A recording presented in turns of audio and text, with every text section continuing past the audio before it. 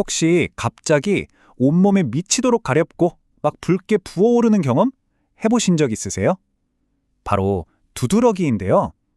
근데 만약 이 가려운 발진이 그냥 피부만의 문제라고 생각하셨다면 오늘 제 이야기 들어보시면 생각이 완전히 바뀌실 겁니다. 피부가 우리에게 보내는 신호, 그 속 깊은 이야기를 지금부터 시작해 볼게요. 자, 먼저 두드러기가 정확히 뭔지부터 한번 짚고 넘어가 보죠. 두드러기는요, 가운데는 허옇게 살짝 부어오르고 그 주변은 빨갛게 변하는 발진이에요. 그리고 무엇보다 정말 참기 힘든 가려움증이 따라오죠. 이게 왜 생기냐면 우리 혈관에서 빠져나온 혈장이라는 성분이 피부 얕은 층으로 스며들면서 나타나는 현상입니다. 자, 그럼 우리 눈에 보이는 이 가렵고 막 부어오르는 발진, 이게 생길 때 우리 몸속에선 대체 무슨 일이 벌어지고 있는 걸까요? 그 비밀은 바로 우리 면역 체계에 숨어 있습니다. 네, 맞아요. 모든 건 우리 몸의 알레르기 반응이라는 것에서부터 시작됩니다. 지금부터는요, 현미경을 들고 우리 몸속으로 깊숙이 들어가 보는 거예요. 이 가려움이 어떻게 시작되는지 그 과정을 제가 딱 3단계로 나눠서 아주 쉽게 설명해 드릴게요. 알레르기 반응은 크게 3단계로 진행됩니다. 첫 번째는 감작 단계. 말 그대로 우리 몸이 특정 물질을 처음 만나서 넌 적이다 하고 기억하고 IgE라는 이름의 특별 정찰병을 만들어두는 거예요. 두 번째 단계. 이제 그 녀석이 다시 몸에 들어오면요. 대기하고 있던 정찰병 IgE가 우리 몸의 경보 시스템인 비만세포에 착 달라붙어서 신호를 보냅니다. 적이 나타났다 하고요. 마지막으로 이 경보를 받은 비만세포가 화학물질 폭탄을 빵 하고 터뜨리는 거죠. 바로 이때 우리가 아는 그 두드러기 증상들이 나타나는 겁니다. 그리고 이 비만세포가 터뜨리는 화학물질 폭탄 중에서 우리가 꼭 기억해야 할 이름이 하나 있어요. 바로 히스타민입니다. 이 녀석이 바로 혈관을 부풀게 만들고 피부를 미치도록 가렵게 하는 주범이거든요. 우리가 흔히 먹는 두드러기 약 있죠? 그게 바로 이 히스타민이 날뛰지 못하게 딱 막아주는 역할을 하는 거예요. 자, 그럼 이 지긋지긋한 증상들 어떻게 하면 좀 가라앉힐 수 있을까요? 보통 우리가 가장 먼저 떠올리는 방법, 그러니까 증상 자체에 초점을 맞춘 2가지 방법에 대해서 한번 알아볼게요. 먼저 서양의학을 보면요. 아까 말씀드린 그 주범 히스타민을 직접적으로 막아버리는 항히스타민제를 주로 씁니다. 아주 심하면 스테로이드를 쓰기도 하고요. 반면에 한의학은 좀 달라요. 급할 때는 형계 연교탕 같은 걸 쓰는데요. 이게 뭐냐면 증상을 그냥 꽉 누르는 게 아니에요. 마치 압력솥 김 빼듯이 몸의 과한 열기나 반응을 밖으로 스르르 빼내서 염증을 가라앉히는 원리거든요. 재밌죠? 접근법은 다른데 둘 다 일단 눈에 보이는 급한 불을 끄는 데 집중한다는 건 똑같아요. 자, 여기까지가 우리가 보통 알고 있는 두드러기에 대한 이야기였습니다. 그런데 만약 이게 전부가 아니라면요. 지금부터는 우리가 알던 상식을 완전히 뒤집어 볼 거예요. 한번 생각해 보세요.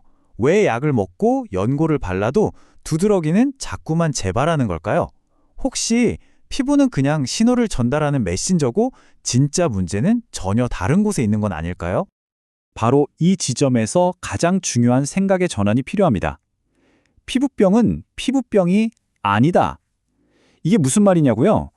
피부에 나타난 현상만 보지 말고 그 문제의 진짜 뿌리를 찾아야 한다는 아주 강력한 메시지인 거죠. 맞아요.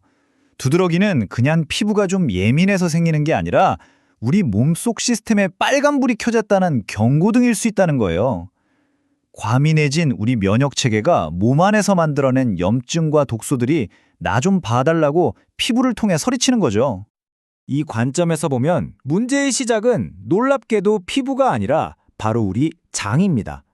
장 속에 있는 면역계의 총사령부, 파이어스패치라는 곳에서 시작된 작은 불씨가 T세포, B세포 같은 특수부대들을 총동원하는 거죠. 그리고 이 면역 반응이 목, 사타구니, 겨드랑이에 있는 림프절이라는 고속도로를 타고 순식간에 온몸으로 퍼지는 거예요. 그리고 그 최종 결과물이 피부에 두드러기라는 형태로 나타나는 거고요. 그러니까 이건 피부만의 문제가 아니라 완전히 전신적인 문제라는 겁니다.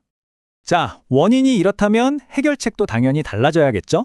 이제 겉으로 드러난 증상이 아니라 그 근본 원인을 해결하는 우리 몸속부터 바로잡는 새로운 치료 계획을 한번 들여다볼게요. 근데 시작하기 전에 먼저 이거 하나는 꼭 기억하셔야 해요. 이건 단거리 경주가 아니라 마라톤입니다. 몸속 깊숙이 자리 잡은 염증을 해결하고 체질 자체를 바꾸는 데는 최소 3개월, 그 이상의 꾸준한 시간이 필요해요. 치료는 크게 두 단계로 진행돼요. 1단계는 청열 해독. 말이 좀 어렵죠? 쉽게 말해 몸속 대청소라고 생각하시면 돼요. 몸 안에 퍼진 염증이라는 불을 끄고 독소를 싹 치우는 거죠. 자, 이렇게 급한 불을 끄고 나면 2단계, 체질 개선으로 넘어갑니다. 이건 뭐냐면 애초에 불이 잘 나지 않도록 체질 자체를 바꾸는 거예요. 면역계가 사소한 거에 일일이 과민 반응하지 않도록 튼튼하게 만들어주는 거죠. 그래야 재발을 막을 수 있으니까요. 하지만 이건 의사 혼자서 할 수 있는 게 아니에요. 환자분들의 숙제가 정말 중요합니다. 특히 음식 조심하고 스트레스 잘 관리하고 또 잠 푹 자고 무리하지 않는 것. 이 세 가지가 치료 효과를 좌우한다고 해도 과언이 아니에요. 그럼 어떤 음식들을 좀 조심해야 할까요? 예를 들면 복숭아 같은 특정 과일, 또 고등어나 새우 같은 해산물도 있고요. 땅콩 같은 견과류나 우유, 계란도 대표적으로 알레르기 반응을 일으키기 쉬우니까 치료하는 동안에는 잠시만 안녕 하는 게 좋습니다. 자, 그러니까 오늘 이야기의 핵심, 가장 중요한 포인트는 이겁니다. 두드러기는 그냥 피부가 가렵고 마는 그런 단순한 반응이 아니라는 것. 우리 몸의 중심, 면역 시스템이 우리에게 보내는 아주 중요한 신호라는 사실을 꼭 기억해 주셨으면 좋겠어요. 이제 여러분의 몸에 나타나는 증상을 새로운 눈으로 한번 바라보세요. 당신의 피부가 지금 당신에게 말을 걸고 있습니다. 나 좀 힘들어. 속에서 무슨 일이 벌어지고 있어. 하고요. 과연 내 몸은 나에게 무슨 이야기를 하고 싶은 걸까요? 그 목소리에 귀를 기울이는 것. 어쩌면 그게 진짜 치유의 첫걸음이 아닐까요?